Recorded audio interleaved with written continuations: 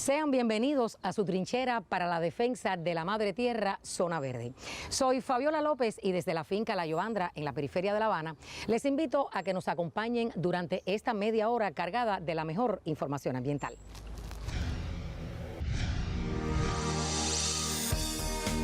La madre naturaleza tiene un inmenso poder.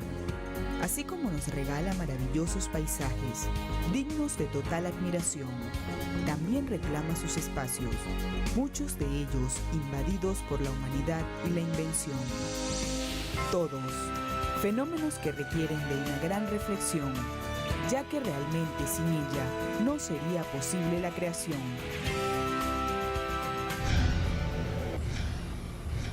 Recuerden que tenemos a su disposición nuestras redes sociales para que nos envíen sus comentarios. Estamos en Twitter como @ZonaVerdeTLSur y en nuestra cuenta de Instagram como ZonaVerdeTLSR. Nuestro correo electrónico es zonaverde@telesurtv.net. Veamos de inmediato las noticias más destacadas de la semana.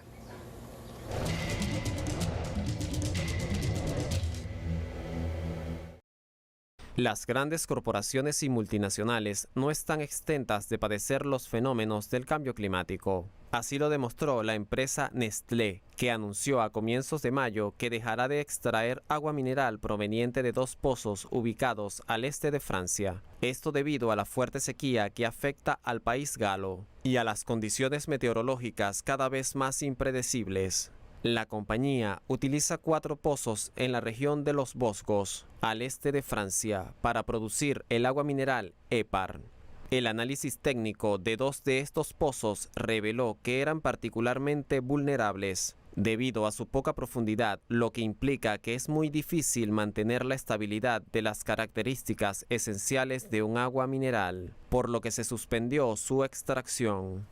Este año 2023, Francia experimentó 32 días sin lluvias significativas entre enero y febrero. Y según el Servicio Meteorológico francés, el 75% de las fuentes de aguas subterráneas se encontraban en niveles moderadamente bajos o muy bajos en abril. Adicionalmente, el calor récord del verano pasado obligó a las autoridades francesas a tomar medidas de emergencia en la mayor parte del país. Desde el 16 de mayo de este año 2023 se celebró en Sudáfrica la tercera cumbre panafricana de parlamentarios sobre política climática y equidad. Entre los puntos tocados por los mandatarios y representantes asistentes a este evento se encuentra la disposición de los países africanos para hacer frente a los retos derivados de la crisis climática y las capacidades que poseen en términos de recursos y de captación de dióxido de carbono. Africa has 30 to 40% of the world's minerals, including those on which the green energy transition depends. Our continent has the potential to remove over 300 million tons of CO2 per year through nature-based solutions. El presidente Ruto también declaró sobre el potencial de inversión que representa la captación de carbono para el continente, que podría generar hasta $15.000 millones, generar 85 millones de puestos de trabajo y mejorar los medios de vida de millones de personas. Asimismo, la cumbre sirvió como escenario para manifestar las preocupaciones de los países africanos por la guerra, la inseguridad y la violencia que afectan a Sudán.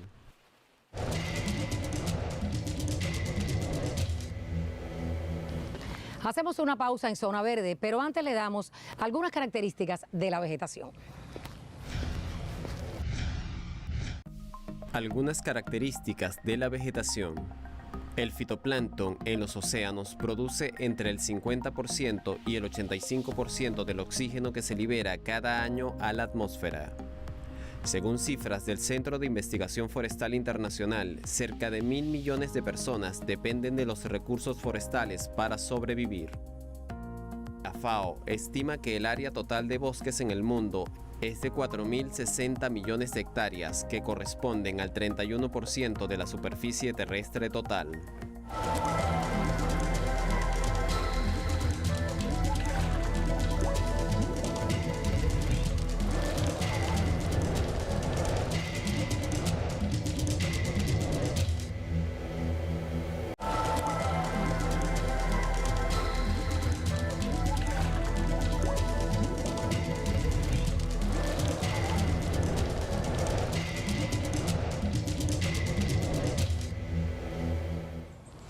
Volvemos con Zona Verde, el informativo ambiental de Telesur. Cada 22 de mayo es celebrado el Día Internacional de la Diversidad Biológica y dentro de toda esta diversidad, las especies vegetales constituyen una parte importante de nuestro planeta. Sin embargo, se encuentran afectadas y en peligro, especialmente por las altas tasas de deforestación que afectan los bosques. En la siguiente nota contexto revisaremos algunas de las experiencias exitosas de recuperación de la vegetación. Veamos. Una de las principales estaciones de monitoreo de la evolución actual de los bosques en materia de cambio climático se encuentra en la selva tropical de la cuenca del río Congo, la segunda más grande del mundo después de la Amazonía. Sensores ubicados en torres miden la cantidad de dióxido de carbono que absorbe este pulmón vegetal. Habitantes y científicos participan en su protección.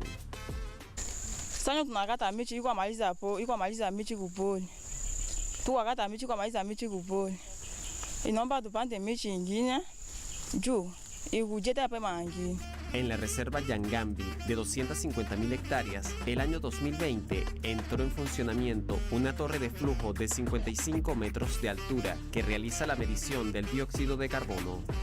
El Centro para la Investigación Forestal Internacional usa la infraestructura para monitorear la selva y trabajar también en contra de su deforestación. Donc l'exploitation du bois pour les bois énergie, disons, pour faire la braise et l'agriculture, à cause de la pression démographique, ce sont des grands facteurs qui causent la déforestation. Donc les projets de CIFOR travaillent dans ce sens pour limiter ces deux grandes causes, trois si on veut, avec l'exploitation du bois d'œuvre, de deforestación. La identificación de especies que pudieran desaparecer en esta gigantesca selva de unos 700.000 kilómetros cuadrados es parte de las labores del Centro de Investigación.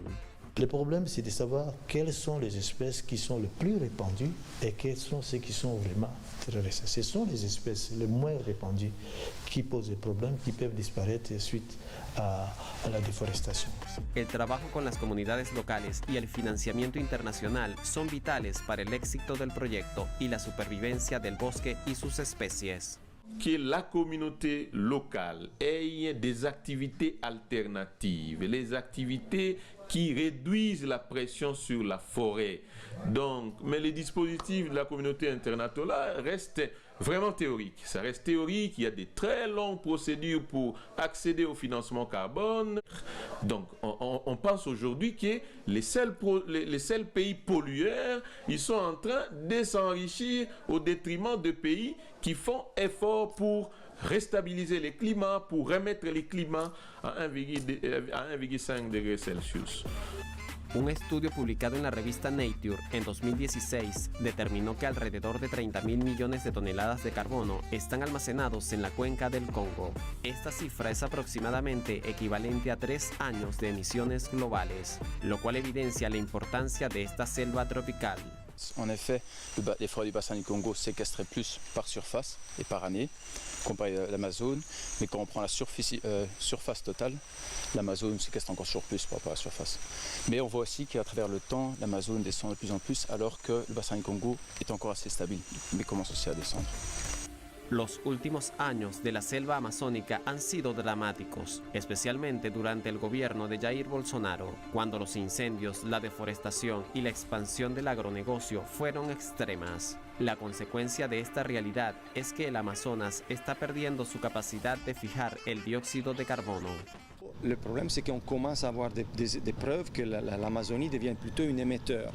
Et alors, tous les efforts, beaucoup d'efforts des scientifiques et des chercheurs sont visés sur le bassin du Congo et notamment la RDC qui a 160 millions d'hectares de forêts qui sont encore dans un état capable d'absorber et pouvoir contribuer à cette lutte au changement climatique. Aunque la implementación de proyectos de investigación constituye una base importante de la protección de los bosques, la participación de las comunidades también es vital para su conservación. En Nicaragua, las mujeres pescadoras de Chinandega, en la costa pacífica del país centroamericano, recolectan moluscos y protegen el manglar que les provee sustento. Bueno, nosotros lo que hacemos es proteger el manglar.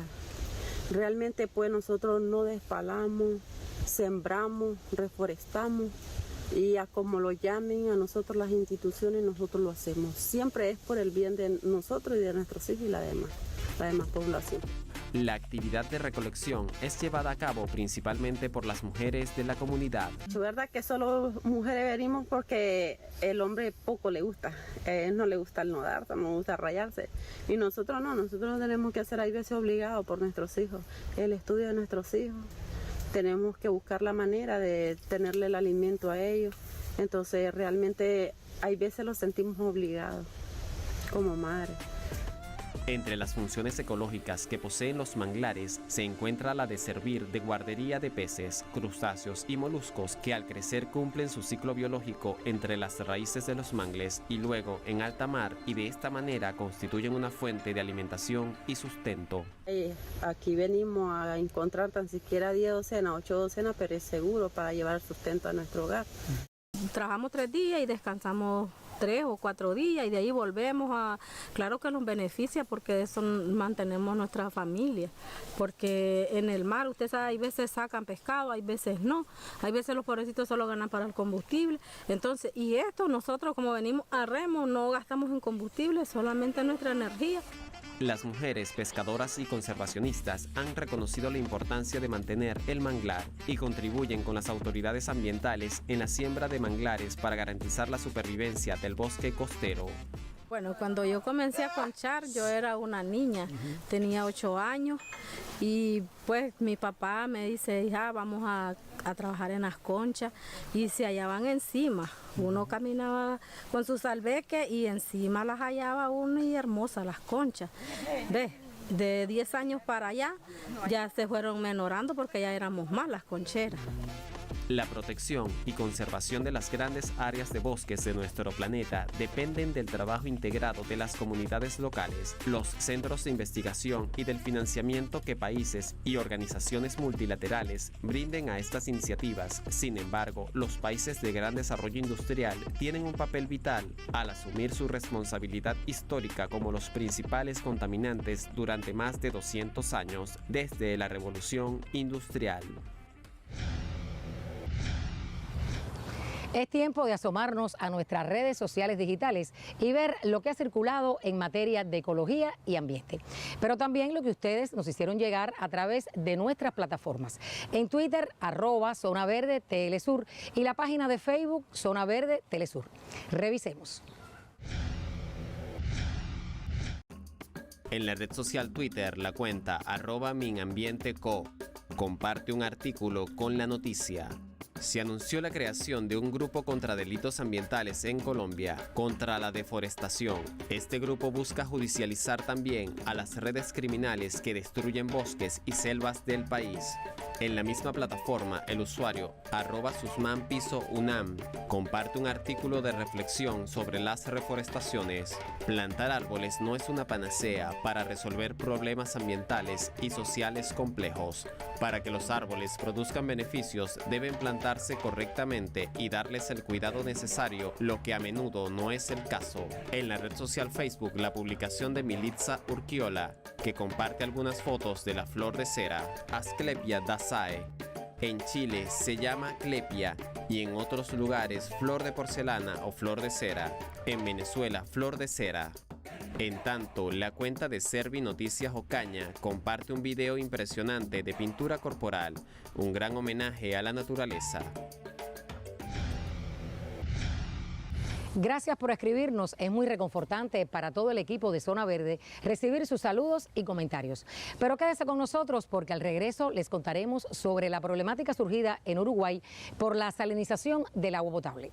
Pero antes les compartimos algunos detalles sobre el Día Mundial de la Tortuga. ¿Sabías que? Cada 16 de junio es celebrado el Día Mundial de las Tortugas Marinas, con el objetivo de recordar los peligros y las amenazas que enfrentan estos carismáticos reptiles y de incentivar la participación de las personas en el cuidado y supervivencia de estas especies.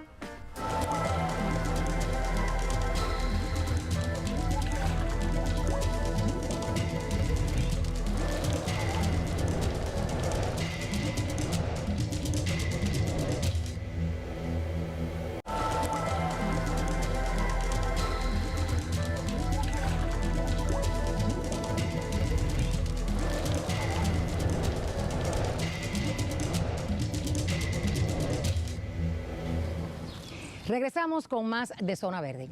La sequía que afecta al Cono Sur ha tenido consecuencias imprevisibles. En Uruguay, la escasez de agua potable originó la toma directa de agua del río de la Plata, lo que causó el aumento de la salinidad del recurso. Y ahora el gobierno pide que hipertensos no tomen agua del grifo, entre otras recomendaciones. Nuestro corresponsal Mateo Grillé, desde Montevideo, con los detalles. Veamos. Uruguay está ubicado sobre una de las mayores reservas de agua dulce del planeta y durante décadas el uso del agua no significó un problema. Pero todo cambia. Como consecuencia del déficit hídrico que se vive en la zona y de una imprevisión inocultable de las autoridades, la zona metropolitana sufre un desabastecimiento de agua potable. Ante la escasez del recurso, las autoridades decidieron tomar agua del río de la Plata y aumentar los niveles de cloro y sodio, lo que provocó que de las cañerías salga agua técnicamente potable, pero excesivamente salada, y cuyo consumo puede generar enfermedades.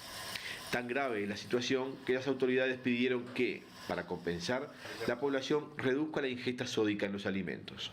Una de las cosas puede ser bajar el consumo de sal en otros alimentos, por ejemplo, comer pan sin sal, galletas sin sal, es decir, extremar a aquellas personas vulnerables que son hipertensos, insuficientes cardíacos, insuficientes renales, extremar el consumo de sal en otros alimentos que no sean el agua. La imprevisión está dada porque el anterior gobierno había dejado aprobada, presupuestada y financiada la construcción de una nueva represa, precisamente previendo este tipo de escenarios, pero el nuevo gobierno decidió desechar la propuesta apenas asumió. La Intendencia de Montevideo, por su parte, decidió comenzar a repartir gratuitamente agua embotellada para lactantes, hipertensos y embarazadas. A partir de este lunes, en las policlínicas de la Intendencia, vamos a extender recetas de agua embotellada. El público objetivo de estas recetas de agua embotellada serán para lactantes de menos de 6 meses que consuman complementos con agua, para personas que tengan determinada configuración de presión arterial o de deficiencia renal y para embarazadas con determinada configuración de problemas de presión arterial. Desde la oposición política se propuso una batería de medidas como reducir la carga impositiva del agua embotellada, regalar bidones de agua a jubilados y pensionistas y reducir la tarifa del servicio por la afectación que está sufriendo. Subsidiemos por un lado a las personas que tienen que comprar agua y no tienen, y por otro lado hagamos una medida que ya se hizo en 2015, que es el descuento de tarifa de OCE a las poblaciones afectadas, que en este caso serían los usuarios de un servicio que ha mermado en su calidad en el área metropolitana, y hagamos un shock de inversiones. La situación había sido advertida hace meses, pero desde el gobierno se señaló que todo estaba bajo control y no había que exagerar. En las últimas horas, el propio gobierno tomó algunas medidas, entre las cuales está repartir agua a población vulnerable y construir una represa de apuro, pero aún no se conocen propuestas de fondo. Por ahora, lo que muchos hacen es mirar al cielo y esperar que llueva. Mateo Grille, Telesur.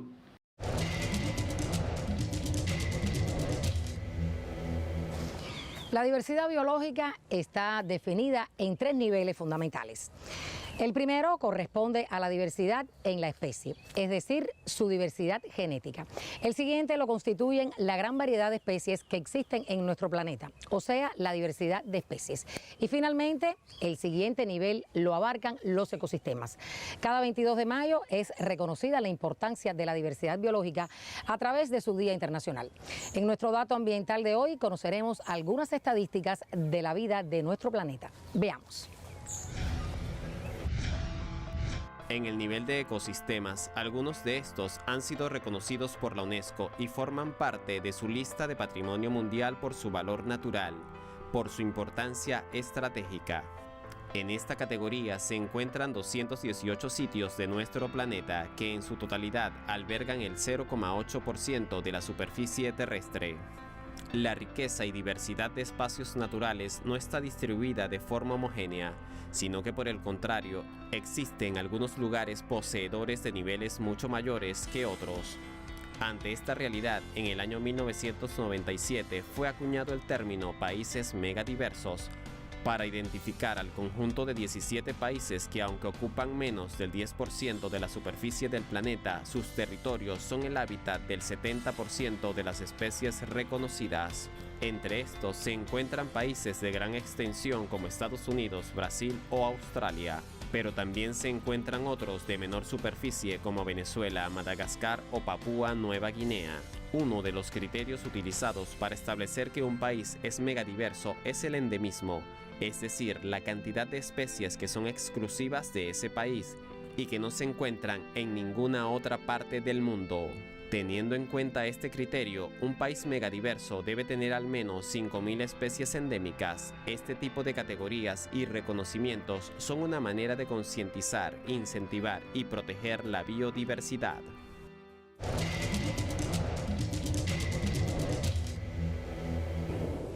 Pensando en la importancia de ampliar nuestra forma de percibir y vivir la naturaleza como un todo al que pertenecemos y entender cómo impacta la actividad humana en ella, te presentamos a cada semana la definición de un término o vocablo propio del lenguaje ambiental.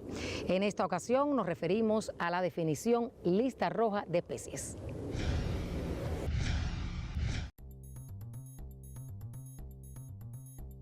La lista roja de especies amenazadas constituye un documento y herramienta informativa publicado por la Unión Internacional para la Conservación de la Naturaleza desde el año de 1964, que provee información exhaustiva acerca de la distribución, tamaño poblacional, hábitat y ecología, uso y/o tráfico y amenazas, que ayuda a brindar información sobre las especies para la toma de decisiones en materia de conservación.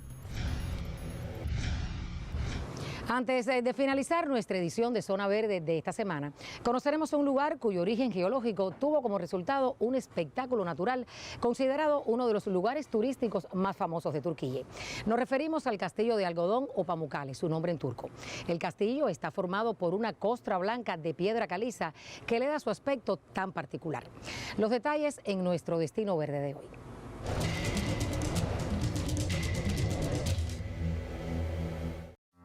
Los procesos geológicos que brotan del interior de la Tierra tienen la capacidad de originar fenómenos y lugares tan singulares que no tienen comparación a otra región de nuestro planeta.